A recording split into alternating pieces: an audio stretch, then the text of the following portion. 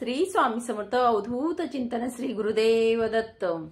कसे आहेत सगळे? मजेत आहेत ना? आनंदी राहा, सुखी राहा आणि स्वामी सेवा आपली करत राहा।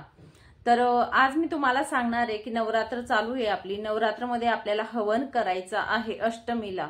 अष्टमीच्या दिवशी आपण घरातल्या घरात हवन कसा करावा ते मी तुम्हाला सांगणार आहे। तर सार्वजनिक उत्सव असतात तिथे होम हवन करण्यात येतो हे आपल्या सगळ्यांनाच माहिती आहे, पण ते सार्वजनिक असतं आणि सगळ्यांना मिळून आपण करत असतो। त्या पूजेला जर अगदी तुम्ही बसणार असणार तर चांगलीच गोष्ट आहे, त्याबद्दल इश्यू नाही, म्हणजे तुम्ही बसू शकतात।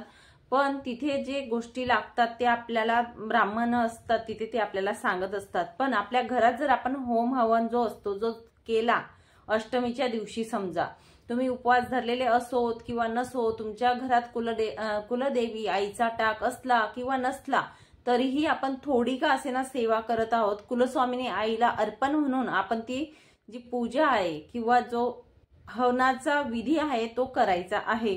कारण असं बोललं जातं की अष्टमीच्या दिवशी जर आपण होम केला तर आई भगवती निश्चितच आपल्याला भेटायला येत असते असं बोललं जातं। आणि आपल्या घरात जर आपण होम केला अष्टमीच्या दिवशी तर आपल्या घरातील जेवढे काही वास्तुदोष असतील, कुठलेही वास्तुदोष असू द्या, कुठल्याही प्रकारचे, अगदी सगळे दोष नाहीसे व्हायला मदत होते। तुमचे उपवास असं नाही की ज्यांनी उपवास धरलेले आहेत त्यांनीच होम हवन करायचा असं काही एक नियम नाहीयेत। होम हवन जो असतो आपला हवन, छोटासा हवन घरातला, तो अगदी सगळे करू शकतात। तो हवन करण्यासाठी मी तुम्हाला सांगेल की 13 अध्याय जे आहेत आपले दुर्गा सप्तशती पाठाचे, ते 13 अध्यायाचा हवन करू शकतात। नाहीतर मग 99 मंत्र आहे त्याचाही करू शकतात, तुमच्या इच्छेनुसार आहे। तुम्हाला होम करत असताना कुठले कुठले मंत्र स्तोत्र बोलायचे आहेत। पण मला असं वाटेल की दुर्गा सप्तशतीचं केलं तर अगदी उत्तमच राहील। 1 ते 13 अध्याय जे असतात ते बोलेन मी तुम्हाला। पण त्याच्या व्यतिरिक्त जर तुम्हाला समजा तुम्ही म्हणाले एवढं आमच्याकडून होणार नाही ताई, तर त्याला सांगेल की सगळ्यात आधी आपल्याला महाराज, आपले गुरूंना विसरायचं नाहीये। आपले गुरु आहेत महाराज श्री स्वामी समर्थ, या मंत्राची एक माळ घ्यायची आहे होम हवन करत असताना। आधी मंत्र स्तोत्र सांगते मी, नंतर साहित्य सांगेल तुम्हाला। तर एक माळ घ्यायची। तुमचे गुरु समजा महाराज नाहीयेत, दुसरे गुरु असतील तुमचे, तर गुरूंनी जो गुरुमंत्र दिलेला असेल तुम्हाला तो गुरुमंत्र घ्यायचा आहे, तो पण एक माळ घ्यायचा आहे। म्हणजे आणि 99 मंत्र आपला ओम ऐं ह्रीं क्लीं चामुंडाईचे हा एक माळ घ्यायचा आहे। आणि त्याच्यानंतर तुम्हाला कोणती सेवा करायची, सिद्धकुंजिका स्तोत्र तुम्ही बोलू शकता। प्रत्येक ओळीला स्वाहाकार करून आपल्याला होम करायचा आहे। त्याच्यानंतर दुर्गा सप्तशती जो पाठ आहे आपला त्याचा आपल्याला म्हणजे होम करू शकतात। 13 अध्याय जे आहेत त्यांचं सांगते मी तुम्हाला। श्री सूक्त जे आहे त्याचा आपण करू शकतो। प्रत्येक एक ओळ झाल्यानंतर आपण स्वाहा शब्द वापरायचा आहे, स्वाहा बोलायचा आहे आणि आपण वाहायचं असतं जे हरिद्रव्य असतं ते। तर या गोष्टी आपल्याला बोलायच्या आहेत। त्याच्यानंतर माता लक्ष्मीचा पण आपण मंत्र घेऊ शकतो, 99 मंत्रही घेऊ शकतो, या गोष्टी आपण बोलू शकतो। पण सगळ्यात महत्वाचे मंत्र जर असतील तर महाराजांची एक माळ किंवा तुमचे जे गुरु असतील त्यांनी गुरुमंत्र दिला असेल तुम्हाला ती एक माळ, 99 मंत्र आणि त्यांच्यानंतर दुर्गा सप्तशती सांगेल मी तुम्हाला, हे 3 महत्वाचे। त्याच्यानंतर जर दुसरे तुम्हाला जर मंत्रस्तोत्र घ्यायचे असतील तर तुम्ही घेऊ शकतात। हवनामध्ये कोणते मंत्रस्तोत्र बोलायचे ते। तर हवन करत असताना आपल्याला मी सांगितले मंत्रस्तोत्र सांगितले तुम्हाला आता। तर हवन करताना आपले हे 3 बोट, हे 5 बोट असतात बघा, 5 बोटांपैकी आपल्याला हे 3 बोट वापरायचे असतात। हे मृग मुद्रा बोलली जाते, याला मृगासारखी दिसते बरोबर। तर या 3 बोटांमध्ये जेवढं हवी द्रव्य येईल तेवढंच हवी द्रव्य आपल्याला घ्यायचं असतं आणि हवनात टाकायचं असतं। जास्तीचं टाकायचं नाही, 2-2 अगदी दाणे आपल्याला टाकायचं। केव्हा टाकायचं असतं? जेव्हा आपण एक ओळ वाचली गेली, ओम ऐं ह्रीं क्लीं चामुंडाय विचे स्वाहा, स्वाहा बोलल्यानंतरच हवी द्रव्य होम मध्ये जायला पाहिजे, हे लक्षात घ्या। झालं? त्याच्यानंतर पुढचं मी सांगेल तुम्हाला। तुम्ही जेव्हा पण होम हवन करायला बसणार असणार तेव्हा पूर्ण तो रूम गोमूत्राने व्यवस्थित साफ करून घ्या, शिंपडून घ्या, पूर्ण घर तिथे बसणारे ती जागा पुसून घ्या गोमूत्राने। जे सामान मी तुम्हाला सांगत आहे ते सामान आपल्या जवळ आणून घ्यायचं, म्हणजे एकदा आपण हवनाला बसलो की उठायचं काम येणार नाही, हे लक्षात घ्या। हवी द्रव्यामध्ये आपल्याला टाकण्यासाठी आपण काय काय घ्यायचं आहे?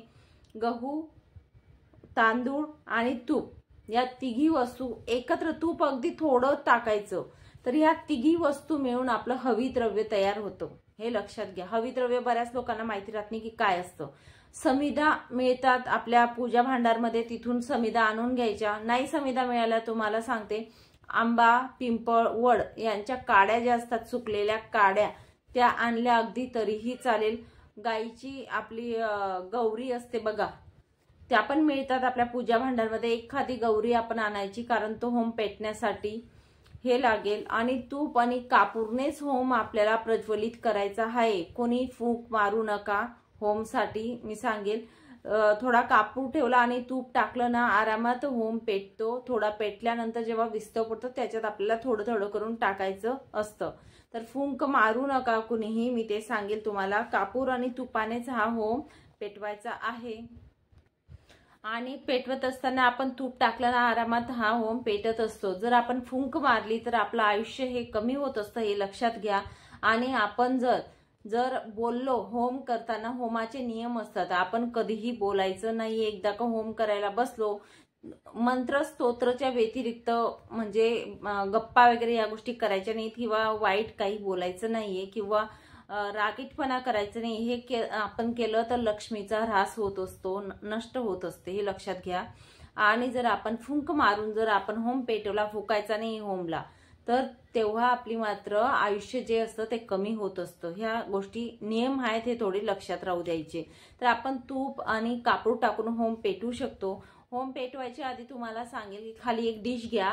तांब्याच्या डिश असतात बघा आपल्या, तशी असली अगदी तरी चालेल. नसेल तुमच्याकडे स्टीलची घेतली अगदी तरी चालेल, पण तांब्याची असली तर अतिउत्तम राहील. तर खाली मोठं भांडं ठेवलं तरी चालेल, त्याच्यामध्ये आपल्याला तांब्याची डिश ठेवा. किंवा तुमच्याकडे जर होम हवनचं जर असेल भांडं तर काही हरकतच नाही. त्याच्यात आधी माती टाका, थोडीशी माती टाका, थोडं पाणी टाका मातीवरती. होम करायच्या आधी ही तयारी आपण करून ठेवायची आहे. आणि नंतर त्याच्यावरती मग आपण होम म्हणजे ज्या समिधा वगैरे असतात त्या रचून गौरी ठेवून व्यवस्थित पेटवायचा आहे. तर आपण एक एक ओळी बोलून आपल्याला स्वाहाकार करून मगच आपल्याला होम पेटवायचा आहे. आता होम जेव्हा आपण बसतो तर तिथे आसन आपले सगळे, आपण बसणार आहोत, मुलं बसणार आहोत, सगळे बसणार आहोत, किंवा एकटे बसा, किंवा 2 बसा, किंवा 3 व्यक्ती बसा. नवरा बायको बसणार असाल तर नवऱ्याच्या हाताला हात बाईने लावायचा आहे, नवरा स्वाहाकार करेल. त्याच्यानंतर आपण सगळे बसणार, पण एक आसन एक्स्ट्राचं आपल्या जवळ ठेवायचं आहे, हे लक्षात घ्या. आपण जिथे बसणार तिथे एक आसन ठेवायचं आहे, कारण बोललं जातं की देवी आई आपल्याकडे येत असतात.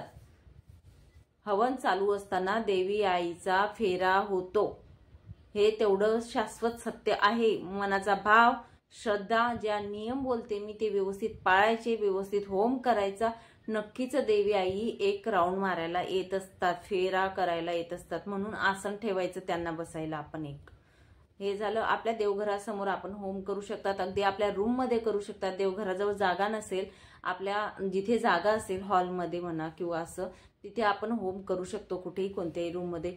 होम आपण सकाळी केला तर अतिउत्तम असतो, कारण आपण खाल्लेलं पिलेलं नसतं. जेवण वगैरे करून संध्याकाळी होम करणे ते मला योग्य वाटत नाही. माझं म्हणजे स्वतःचं मत असं आहे की आपण सकाळी केला तर अतिउत्तम ठरतो. अष्टमीच्या दिवशी आपल्याला होम करायचा आहे, रविवार येतो त्या दिवशी. आता आपल्याला वस्तू काय काय लागणार आहेत होमासाठी, आपल्याला वस्तू काय काय लागतील ते सांगते मी तुम्हाला. आता हविद्रव्य मी बोलली, हविद्रव्य आपण बनवून ठेवायचं आहे. गहू, तांदूळ आणि तूप थोडं टाकायचं. हे हविद्रव्य आपल्याजवळ राहू द्यायचं. थोडं थोडं, बिलकुल चिमूटभर पण नाही, म्हणजे असं थोडं टाकायचं आहे, कारण आई आ करत असतात. आपण जेव्हा अग्नीत हे टाकत असतो हविद्रव्य, तेव्हा आईचं मुख ओपन होत असतं. म्हणून आपण घास केवढा द्यायचा आहे, जसं आपण घास देतोय आईला, स्वाहाकार म्हणजे, हे लक्षात घ्या. थोडी आपल्याला तांदळाची खीर बनवायची आहे. तांदळाची खीर बनवून ठेवा, आपल्या जवळ आणून ठेवा, कारण शेवटी लास्ट सगळं झाल्यानंतर तांदळाची खीर आपल्याला लागेल. त्याच्यानंतर आईला जे जे आपण वाहणार आहोत, 13 अलंकार, आपण बघा ओटी भरणार आहोत. ओटी मग आपण साडी चोळी, 13 अलंकार मध्ये साडी चोळी वगैरे येतं. मग ते आपण काय करायचं, ते आपण मंदिरात अगदी नेलं ना तरीही चालेल, काही हरकत नाही. मंदिरात द्यायचं. आपण ओटी घरात, आपण देवी आईच्या मंदिरात आपल्या घरातल्या मंदिरात ओटी भरणार आहेत, ती ओटी मंदिरात नेणार आहे, बरोबर. पण आपण होम करणार आहोत त्या दिवशी मग काय करायचं, होम करत असताना आपल्याला पहिला अध्याय झाला दुर्गा सप्तशतीचा किंवा सिद्धकुंजिका घ्या, कुठलेही काही एक घ्या तुम्ही. जेव्हा झाला तेव्हा कुंकू टाकायचा थोडा, दुसऱ्या याला हळद टाकायची, तिसऱ्यांदा आपण मग गजरा व्हायचा, गजरा असेल ना गजरा व्हायचा होम मध्ये थोडं, नाही तर फुलं असतात गजऱ्याचे थोडेसे ते व्हायचे. अशा प्रकारे एक एक वस्तू आपण वाहू शकतो. जे आपलं हवन चालू असतं गुलाल वाहू शकतो, थोड्याशा अक्षदा वाहायच्या थोड्याशा. नंतर पुडा मिळतो बघा, हवनाचा पुडा मिळतो, हवन पुडा बोलतात बघा, तो आणायचा. त्याच्यातल्या अगदी थोड्या वस्तू आपण वाहून द्यायच्या. बाकी जो हवनाचा पुडा असते तो पुडा आपण ओटीमध्ये मंदिरात दिला अगदी तरीही चालेल, कारण संध्याकाळी तिथे हवन होत असतं मोठा, मग तेव्हा आपला जो पुडा असतो तो वापरण्यात येत असतो त्यांच्या. तो जो पुड्यातलं साहित्य राहील ते आपण थोडंसं तेही टाकायचं आहे होम मध्ये. शेंदूर असेल शेंदूर टाका. नंतर होम पुड्यातलं थोडा होम पुड्याचं सामान टाकायचं आहे. त्याच्यानंतर बघा मी तुम्हाला दाखवल्या त्या बांगड्या आणि ते आपलं छोटं पाऊच मिळतं देवी आईचं, आपण ओटीमध्ये टाकतो. मी सकाळी जो व्हिडिओ टाकला त्याच्यात आहे. तर त्या बांगड्या आणि ते असतं बघा छोटं पाऊच, तर अगदी तेही टाकलं तरी चालेल. थोडा काजू बदाम जे पंचखाद्य असतं आईचं आपण जे ओटीत देत असतो तेही आपल्याला होम मध्ये थोडं थोडं बिलकुल टाकायचं आहे, हे लक्षात घ्या. बाकीच्या वस्तू आपण ओटीत देणार आहोत आईला मंदिरात, त्यामुळे त्या नाही टाकायचा, कारण घरातला होम हा अगदी छोटा असतो. त्याच्यानंतर मग मी तुम्हाला सांगेल पुरण जर आपण बनवलं, कारण पुरणाची आरती आपल्याला घ्यायची असते. आपला अष्टमीचा होम झाला ना त्या दिवशी काय करायचं, पुरणाची आरती घ्यायची आपल्याला. पुरणाची आरती घेण्यासाठी पुरण बनवणार आहोत आपण, तर थोडंसं पुरण पण टाकायचं. पुरणचा आपण स्वाहाकार करायचा असतो एखाद्या स्तोत्रानंतर. तुम्ही जर श्रीसूक्त बोलले किंवा मग आपले 13 अध्याय होत असतात तेव्हा एक जो स्वाहाकार असतो तो आपला पुरणाचा पण करायचा. नंतर हे झाल्यानंतर खीर बनवून ठेवायची, तांदळाची खीर बनवल्यानंतर तो पण आपण घास द्यायचा आहे देवी आईला, हे लक्षात घ्या. नंतर तांबूल सांगेल मी तुम्हाला. तांबूल म्हणजे काय, खायचं पान असतं बघा आपलं, विडा बोलतात. सगळ्यात लास्टला आपल्याला विडाचं थोडा का असेना तुकडा आपल्याला टाकायचा आहे. होम जो बनवणार आहोत आपण घरात आपल्या घरात, त्याच्यात जरासा विडा लास्टला सगळं झाल्यानंतर आपल्याला थोडा विडा मात्र तिथे टाकायचा आहे, हे आठवण ठेवा. तर या प्रकारे आपल्याला होम करायचा आहे. होम केल्यानंतर आपण नंतर शेवटी जे पुरण असतं, पुरण काय करायचं असं ताटामध्ये थापून घ्यायचं. आपण थोडा घास तर टाकणार आहोत, थापून घ्यायचं. किंवा दिवे बनवण्यापेक्षा दिवे पण बनवले अगदी तरी चालतील, 11 दिवे बनवा 21 बनवा, पण पुरण थापून पण आपण फुलवाती लावायच्या तुपाच्या वाती. आणि नंतर मग आईची आरती घ्यायची आहे. ठीक आहे, आरती घ्यायची. आरती घेतल्यानंतर आपण कुंकुमार्चन करू शकतो तिथे बसून होम जवळ. कुंकुमार्चन करत असताना आता तुम्ही बोलाल आपला टाक कुठे ठेवलेला आहे, घटावर ठेवलेला आहे बऱ्याच लोकांचा. आता माझा जरी घट नाहीये तरी माझ्याकडे टाक आहे, पण माझा घट मांडलेला नाहीये, घट माझ्या सासूबाईंनी मांडलेला आहे घरी, बरोबर. जर आपला टाक किंवा मूर्ती आपण ठेवलेली देवघरात पानावर विराजमान केले, म्हणजे निद्रा अवस्थेत ठेवलेले आहे त्यांना, बरोबर. तर आपला जर आता जो कुलाचार आहे तो अष्टमीला आहे की नवमीला ते आपल्याला माहिती नाही. जर अष्टमीला असेल तर त्या दिवशी जर असेल तर कुलाचार करायचा आहे. कुलाचार कसा करायचा तो व्हिडिओ आहे आपल्या चॅनलवरती, तो बघा. मग आईचा कुलाचार करायचा त्या दिवशी. आणि मग आईचा जर टाक असेल आपला तर टाकावरतीच आपण कुंकुमार्चन करायचं आहे. आधी कुलाचार करून घ्यायचा आणि मग जर आपला होम झाल्यानंतर मग आपण आईचा कुंकुमार्चन करू शकतो. कुंकुमार्चन हा श्रीसुक्ताने करून घ्यायचा तरीही चालेल. श्रीसुक्त तुम्ही एक वेळा बोललं तरीही चालेल. 99 मंत्र बोला आणि श्रीसुक्त बोलायचं, त्याचं कुंकुमार्चन करून घ्यायचं. तो कुंकू आपल्यासाठीच वापरायचं हे पण मी तुम्हाला बोललेली आहे. जर समजा तुमचा टाक आहे, तुमचा नवमीला आहे कुलाचार, दशमीला आहे कुलाचार, कोणाकोणाचा असतो नवमीला दशमीला, आणि आमचा अष्टमीला असतो समजा, तर त्यांनी काय करायचं मग अशा वेळेस समजा आपला टाक ठेवलेला आहे घटावर किंवा निद्रा अवस्थेत आहे आपला टाक, मग आपण तेव्हा सुपारी घ्यायची. किंवा मग अन्नपूर्णा आई असेल किंवा माता लक्ष्मी असेल आपल्या देवघरात, अगदी त्या घेतल्या तरीच चालेल. किंवा आपली सुपारी असते जी आपण सत्यनारायणच्या वेळेस कुलदेवी म्हणून वापरतो बघा, ती सुपारी घेतली अगदी तरीही चालेल. त्याच्यावरती आपण कुंकुमार्चन करायचं आहे हे लक्षात घ्या. किंवा श्रीयंत्र असेल, श्रीयंत्रावर कुंकुमार्चन केलं तरीही चालेल. तेव्हा आपल्याला श्रीसुक्ताने कुंकुमार्चन करायचं आहे. होम झाल्यानंतर जर तुम्ही 13 अध्यायाचा होम केला असेल, सिद्धकुंजिका स्तोत्र बोला 1 वेळा, नंतर मग तुम्हाला सांगेल जय जयकार करा. क्षमा प्रार्थना पण घ्यायची आहे आपल्याला. होम झाल्यानंतर हात जोडून आपल्याला क्षमा प्रार्थना घ्यायची आहे. सगळं झाल्यानंतर क्षमा प्रार्थना घ्या. त्याच्यानंतर कुंकुमार्चन करा, सिद्धकुंजिका स्तोत्र बोला, जय जयकार घ्यायचा आहे आईचा. तुमची इच्छा असेल तर एक सांगेल मी तुम्हाला, जेव्हा आपले 13 अध्याय किंवा स्वाहाकार चालू असतो, सगळं स्वाहाकार वगैरे सगळं झालं आपलं, तेव्हा आपण जय जयकार घेतो बरोबर. तर जय जयकार कसा घेतो? उदयोस्तु श्री महाकाली महालक्ष्मी महासरस्वती राजराजेश्वरी आई साहेब, श्री अंबा माता की जय, श्री अंबा माता की जय, श्री अंबा माता की जय. स्वाहा स्वाहा करून हळदी द्रव्य टाकू शकतो. 3 वेळा जय जयकार घ्यायचा. 13 अध्याय संपले किंवा तुमची पूजा संपली पूर्ण, तर आपण हे जय जयकारचा आपण स्वाहाकार करू शकतो. हे पण लक्षात घ्या. तुम्हाला जमेल तेही करा, नाही तर नंतर जय जयकार घेतला अगदी तरीही चालेल. तर या प्रकारे आपल्याला होम करायचा आहे. आणि कुंकुमार्चन काय करायचं ते समजलं असेल. टाक असेल तर टाकाचा, जर कुलाचार तुमचा अष्टमीला असेल तर कुलाचार करून घ्या. तो व्हिडिओ नक्की बघा. कुलाचार कसा करायचा आहे. आईला निद्रा अवस्थेत असेल आई तर तिला उठवायचं कसं, कुलाचार ते सांगितलेलं आहे मी तिथे, ते करायचं. आणि नंतर मग आपण या प्रकारे आईला कुंकुमार्चन जागी स्थापना करून द्यायची देवघरात जिथे तिथे आई, आणि नंतर मग आपण अशा प्रकारे पूजा करू शकतो. ही होती होम विषयी माहिती. अजून तुम्हाला प्रश्न असेल काही मनात तर नक्कीच विचारा कमेंट्समध्ये. मी नक्कीच म्हणजे मला माहिती आहे तेवढं मी तुम्हाला सांगण्याचा एक प्रयत्न करेल. चला मग इथेच थांबते. नंतर अजून भेटेल पुढच्या व्हिडिओमध्ये नवीन माहितीसोबत, नवीन विषयासोबत. तोपर्यंत श्री स्वामी समर्थ.